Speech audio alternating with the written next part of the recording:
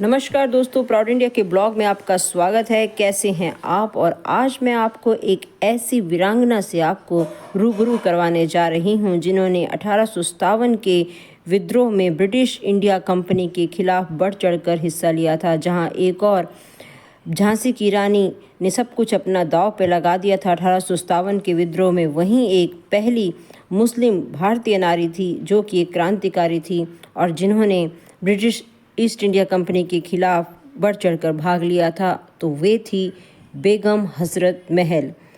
नवाब वाजिद अली शाह की ये दूसरी पत्नी थी। वो अवध की बेगम के नाम से भी प्रसिद्ध थी। लोग उन्हें अवध की बेगम से नवाजा करते थे। अवध के नवाब वाजिद अली शाह की वे दूसरी पत्नी थी। अंग्रेज़ों द्वारा कलकत्ते में अपने शौहर के निर्वासन के बाद उन्होंने लखनऊ पर कब्जा कर लिया और अपनी अवध रियासत की हुकूमत को बरकरार रखा। अंग्रेज़ों के कब्जे से अपनी रियासत बचाने के लिए उन्होंने अपने बेटे नवाबजादे बिरजिस कद्र को अवध के शासक के तौर पर नियुक्त करने की कोशिश की थी, मगर उनका शासन जल्द ही ख़त्म होने की वजह से उनकी यह कोशिश असफल रही। उन्होंने 1857 के भारतीय विद्रोह के दौरान ब्रिटिश ईस्ट इंडिया कंपनी के खिलाफ विद्रोह किया और बाद में उन्हें नेपाल में शरण लेनी पड़ी, जहां उनकी मृत्यु 1879 में हो गई थी। तो चलिए जानते हैं उनके बारे में। बेगम हजरत महल एक ऐसी पहली मुस्लिम महिला थी जिन्होंने सन 1857 की क्रांति में भाग लिया था और उन्होंने पूरे अवध राज्य को कराया था अंग्रेजों से मुक्त। बेगम हजरत महल सभी धर्मों को समान रूप से देखती थी। वे धर्म के आधार पर कभी भी भेदभाव नहीं करती थी। उन्होंने अपने सभी धर्मों के सिपाहियों को भी समान अधिकार दिए थे। तो दोस्तों, जैसे कि आप जानते हैं कि भारत योद्धाओं की भूमि रही है। देश को अंग्रेजी हुकूमत से आज़ादी दिलाने के लिए पुरुष से लेकर महिला तक सभी ने अपना योगदान दिया है। इन्हीं वीरांगनाओं में से एक थी बेगम हजरत महल, जिन्होंने 1857 में हुई आज़ादी की पहली लड़ाई में अपनी बेहतरीन संगठन शक्ति और बहादुरी से अंग्रेजी हुकूमत को नाको चने चबाने पर मजबूर कर दिया था। अवध के शासक वाजिद अली शाह की पहली बेगम हजरत महल 1857 की क्रांति में कूदने वाली पहली मुस्लिम महिला थी। तो आइए जानते हैं उनके जन्म और प्रारंभिक जीवन के बारे में। बेगम हजरत महल 1820 ईस्वी में अवध प्रांत के फैजाबाद ज़िले के एक छोटे से गांव में बेहद गरीब परिवार में जन्मी थी। बचपन में उन्हें सब मोहम्मदी खातून कहकर पुकारते थे।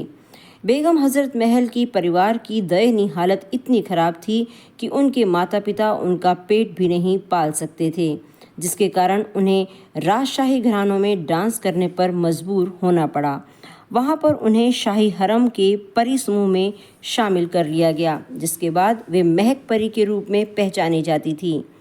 एक बार जब अवध के नवाब ने उन्हें देखा तो वे उनकी सुंदरता पर मुग्ध हो गए और उन्हें अपने शाही हरम में शामिल कर लिया और उन्हें अपनी बेगम बना लिया।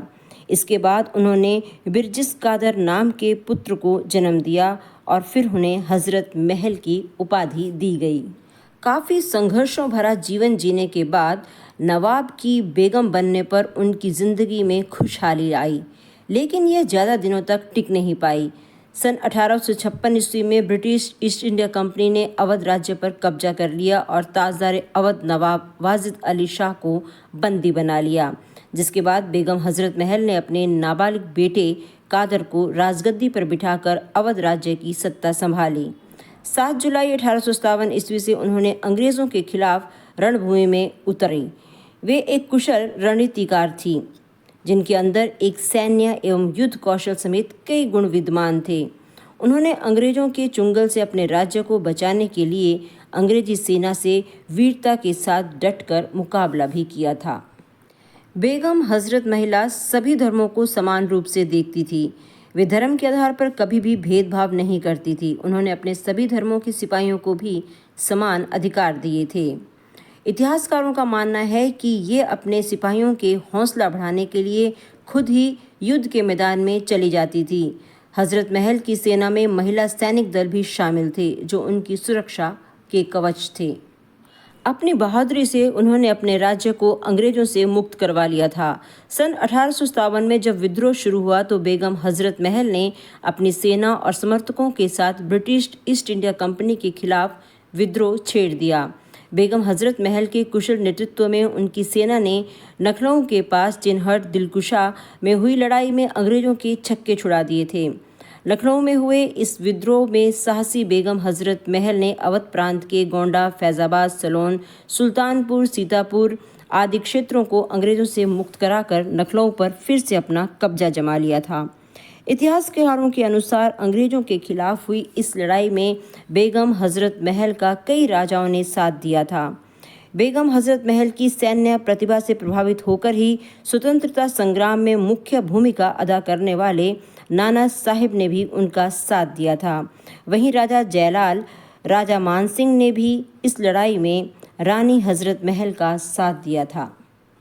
इस लड़ाई में हजरत महल ने हाथी पर सवारी करके अपनी सेना का कुशल नेतृत्व किया था।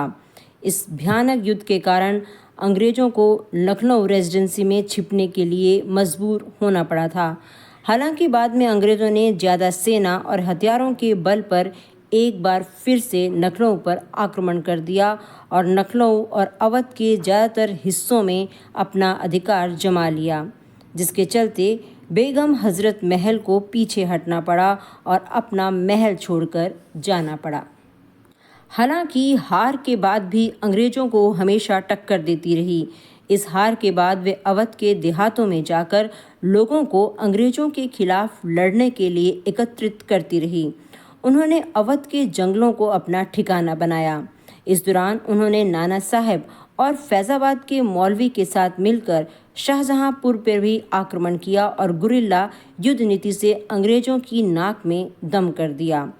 ऐसा कहा जाता है कि बेगम हजरत महल पहली ऐसी बेगम थी जिन्होंने लखनऊ के विद्रोह में हिंदू, मुस्लिम सभी राजाओं और अवध की आवाम के साथ मिलकर अंग्रेजों को पराजित किया था। बेगम हजरत महिला ने ही सबसे पहले अंग्रेज़ों पर मुस्लिमों और हिंदुओं के धर्म में फूट और नफरत पैदा करने का आरोप लगाया था। हालांकि बाद में उन्हें नेपाल में शरण लेनी पड़ी थी। अंग्रेज़ों के साथ लड़ाई के दौरान मौलाना अहमद शाह की हत्या कर दी गई थी, जिसके बाद बेगम हजरत महल बिल्कुल अकेली पड़ गई थी और उनके पास अवध छोड़ने के अलावा कोई और दूसरा रास्ता नहीं बचा था। वहीं उस समय अंग्रेज़ों ने बादशाह बहादुर शाह जफ़र को कैद कर रंगून भेज दिया था।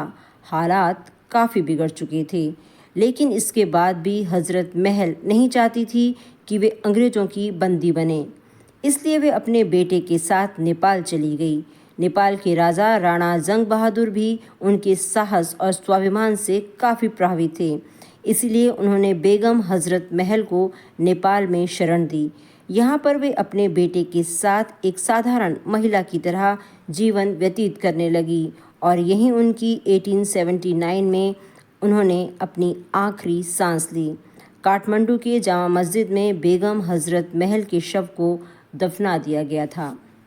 तो दोस्तों, इस तरह चाहे वह वीरांगना अब हमारे बीच में नहीं है, लेकिन उनकी इस वीर गति को लोग आज भी याद करते हैं। तो दोस्तों, आपको कैसा लगा मेरा ये छोटा सा ब्लॉग? अगर अच्छा लगा है तो लाइक और शेयर ज़रूर कीजिएगा। धन्यवाद मेरे वीडियो को अंत तक देखने के लिए।